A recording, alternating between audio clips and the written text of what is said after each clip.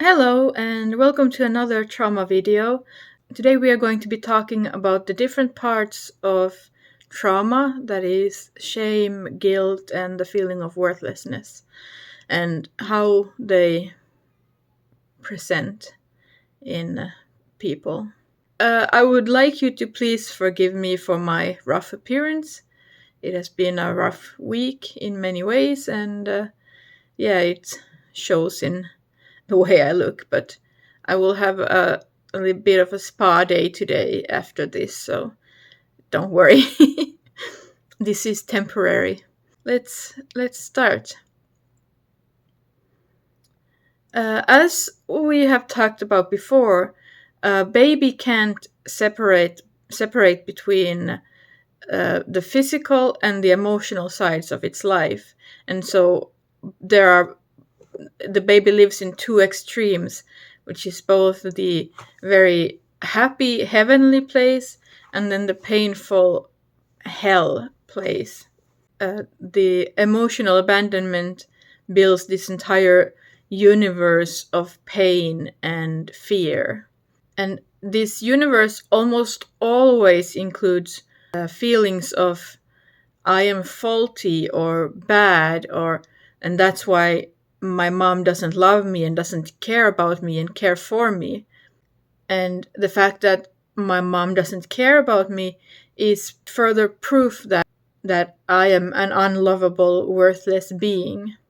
And because I am this unlovable, worthless being, everything I do and say and am is evil and bad and wrong. And because I was abandoned, that means that everything is my fault. And Juha calls this the magical guilt. And this in turn makes me, into a very shameful being, and everything I do, say, and am is shameful. And Juha said that it's not just some of these feelings that show up some of the time. This is like your whole universe, your whole being is this lump of these emotions and realities, your reality of your own being, and it's like forms this lump. The first one is feeling faulty or broken in some way, and it's quite easy to see this logically, since you can feel that you're not right. And if you go to therapy, then it's like it's evidence that something is wrong with you. But the feeling of being faulty or broken goes much deeper than that. It's a feeling of something has gone wrong when I was made.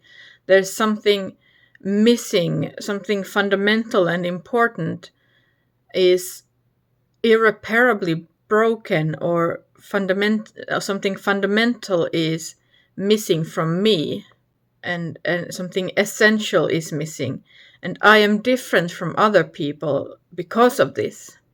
When you feel different from other people, it makes you feel all alone, even when you're in a crowd of people, and so you feel like you don't belong. This means that the person can't connect to another in a real, authentic way, and this is because they haven't evolved this sort of true, authentic self, and they can only connect to other people through their fake or chaotic self, and that usually leads to the object-subject dynamic. Sometimes people hide this sort of feeling of wrongness so deep inside themselves that instead of showing it as I am faulty, they start to blame everything and everyone else.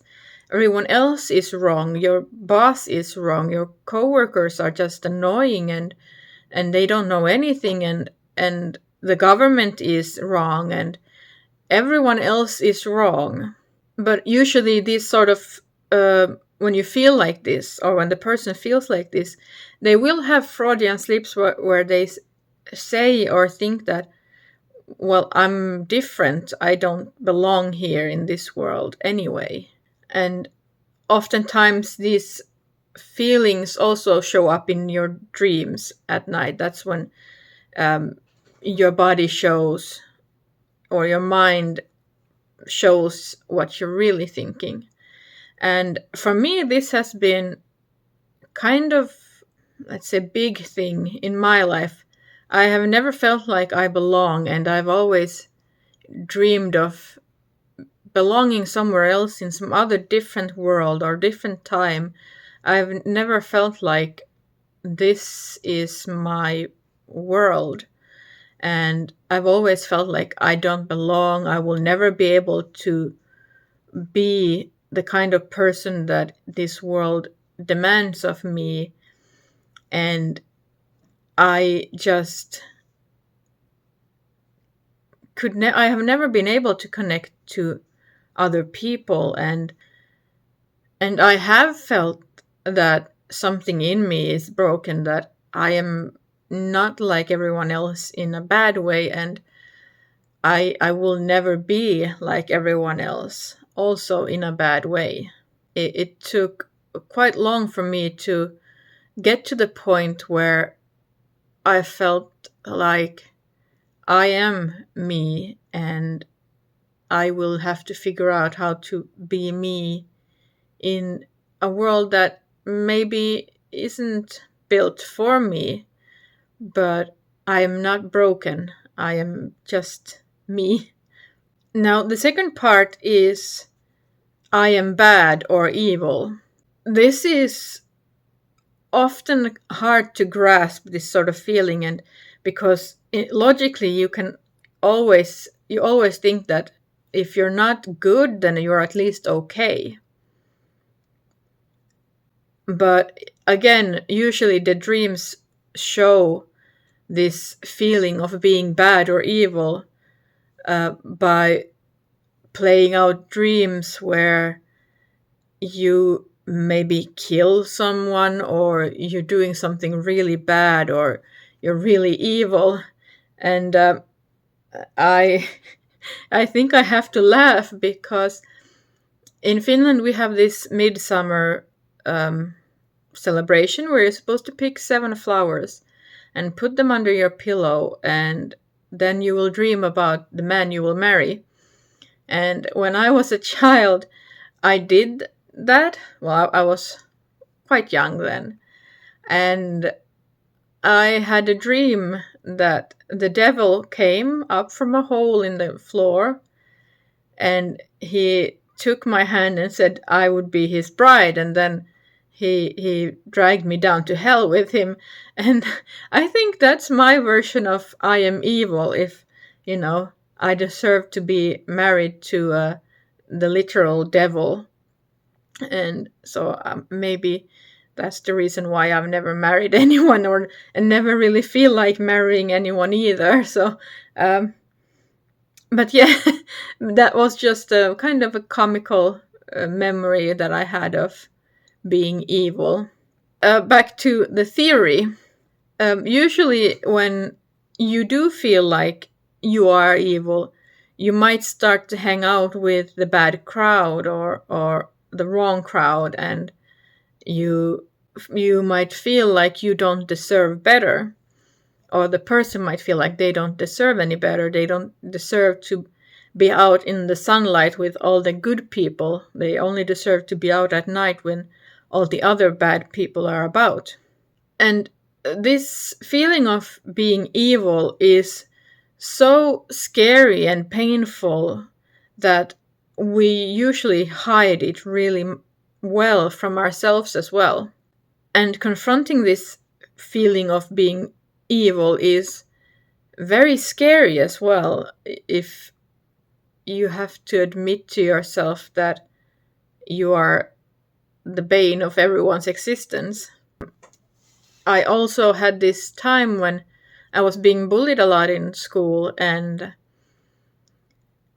I, in my diary, I had written that I want to kill everyone in school. And even writing that down in my diary, I decided to censor myself by writing, well, maybe not kill, but at least hurt everyone.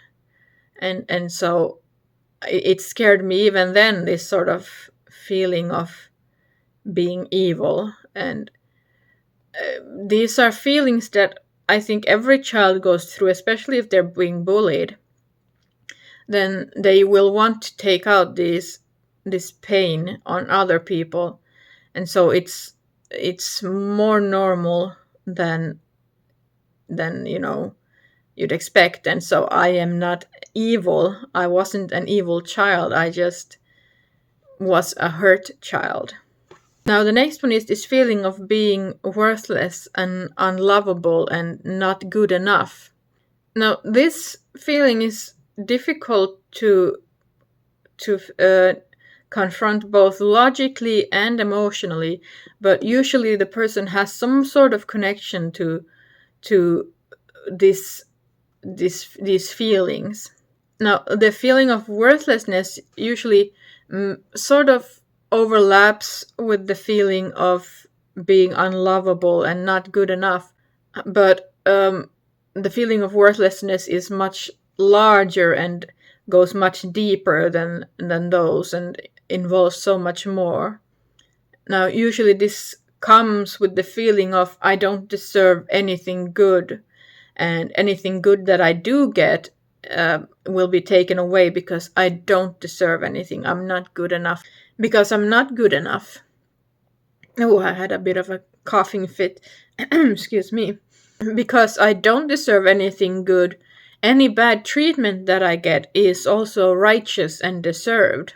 Now, with this comes this magical guilt and chaotic guilty conscience that Juha coined these terms.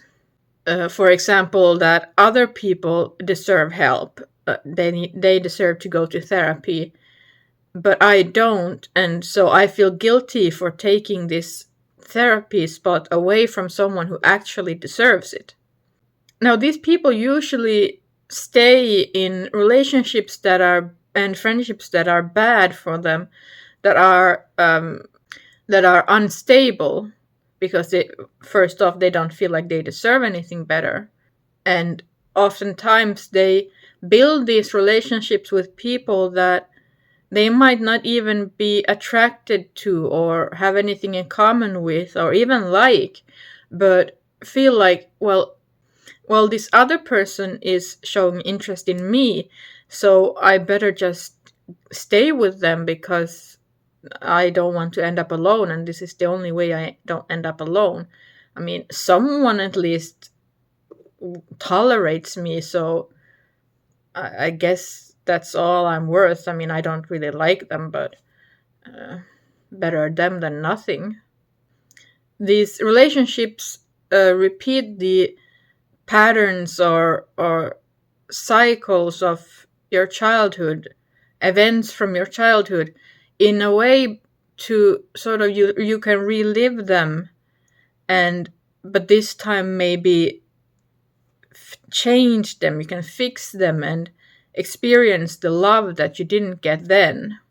And Juha said that our relationship patterns say a lot about our past and how we were treated in our past, and also about our inner dynamic and our inner world. For me, I've mostly only dated people that I really wasn't interested in, but as soon as they showed any interest in me, that's when I kind of made myself fall in love with them, and I stayed in relationships that I knew that weren't going to work out in the end at all. But I didn't want to end up alone, so I stayed in those relationships much longer than I should have. And that is one of the reasons why I'm not gonna date anymore until I've learned to love myself. I'm going to stay single until I've learned to love myself, and through that learn what I want in a relationship and what the deal breakers are and make sure to end the relationship as soon as I see a deal breaker, instead of just keeping it alive because it's better than nothing. The next part is this magical guilt that Juha mentioned, and there's healthy guilt, and then there's this magical unhealthy guilt. The healthy guilt is sort of there to show us when we've acted wrong and to encourage us to fix the thing we did wrong, while the unhealthy guilt is it doesn't support a healthy life, and it deepens the feeling of worthlessness, and it is in many ways an unjust feeling of guilt. And this magical guilt covers your whole life, all events in your life, and all areas of your life. The reason why Juha calls it a magical guilt is because you feel guilty, or the person feels guilty over absolutely everything and anything. And even when they're not even involved in anything that's gone wrong, they feel this guilt. And this sort of magical guilt is very subconscious. It doesn't really come up to the surface as much. And so you just feel unreasonably guilty. Juha gave this example where you sit in a park, and in the park there's another person that you don't know, you have nothing to do with, and this other person gets bitten by a dog that you have nothing to do with, that you don't know, and somehow you feel that it's your fault that the other person got bitten by this dog. Through therapy or discussing this with some other safe person, you can start to differentiate between the healthy guilt and the magical guilt. And this is very strongly connected to that feeling of being evil or bad, in that, well, I am bad, so everything I come in contact with is my fault, everything that goes wrong. People who also feel this magical guilt are more often blamed for things that they didn't do. And so that it starts a circle of, I feel guilty, I look guilty, I am guilty, and I get blamed for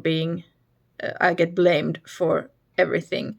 And so then that reinforces that feeling of I am guilty, because you're being blamed for something you didn't do. I have very strong feelings of guilt and have had them for my whole life. And even like, there's this story where I was with my first or second class, or maybe even kindergarten, and we went to this natural science museum. And after the museum, we were supposed to go eat at a hamburger restaurant with the whole class. And unfortunately, my mother forgot to give me money for it. And so I didn't have money. And I kind of didn't know that, we were going somewhere to eat. And I didn't expect it. And so when the teachers were collecting all the money and the children, and they got to me and I had no money, they decided to leave me in the bus while the rest of the kids went to eat. And I was left all alone because even the bus driver went out to eat. And I remember sitting there thinking that there must be something wrong with me, that it's my fault that I didn't get to do this fun thing that everyone else was doing, and I didn't earn it like everyone else.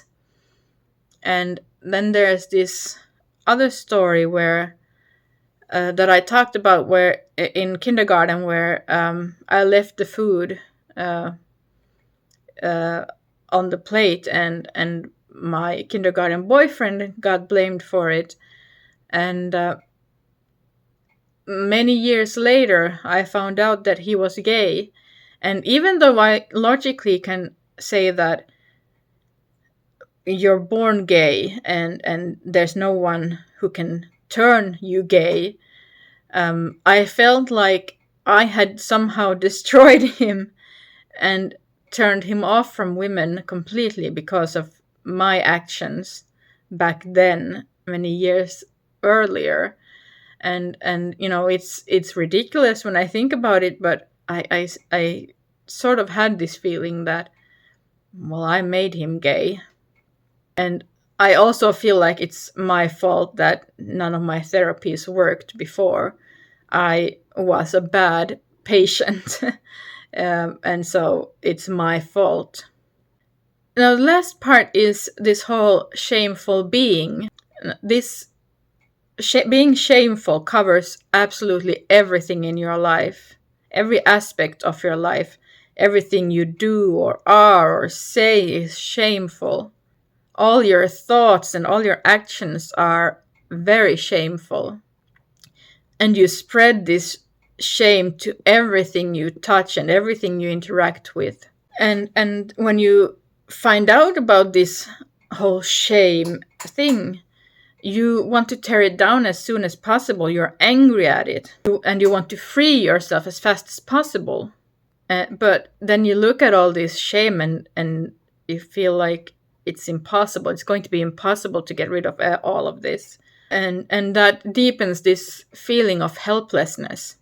You can get rid of this shame, bit by bit, but it takes a long time, and you do need help for that, is what Juha says. And now, logically, you can't really understand why you feel so shameful, especially, if you look at it from that logical point of view, and you say, well, that's really nothing shameful in that, but I still feel shame for it.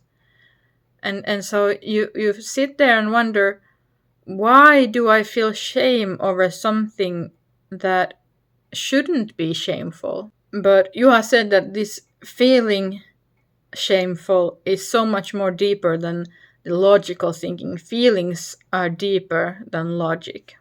Now, in the last video, I mentioned how I got rid of my shame by being accepted by my inner child.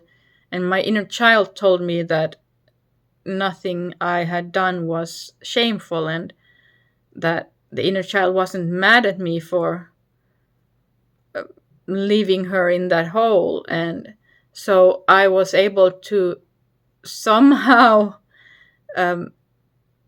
turn that logicalness into the feeling. She forgave me for something that she said I don't need forgiveness for. And so that's how I slowly, over many years, to be honest, I started the process many years ago, but it was such an subconscious working on those feelings that when I did confront my inner child, that was the last piece of the puzzle. I had been talking about my shame fortress for many years before that. And so this acceptance by my inner self was the last piece of getting rid of the shame. And now I've been able to incorporate that shame into my inner emotional house, and it's part of me, and I can accept the shame that I deserve when I've done something wrong, but throw away shame that someone else is trying to put on me unjustly. Now, that was today's video, and next time we're going to talk about sorrow, fear, and pain, those aspects of the trauma. And I thank you very much for being here, and I am very grateful to everyone for watching this video, and I hope you get something out of them. And I hope to see you next time. Okay, bye. Thanks for stopping by. I love you. Okay, bye. Be gentle towards yourself and forgive yourself. You're not a shameful being. Okay, bye.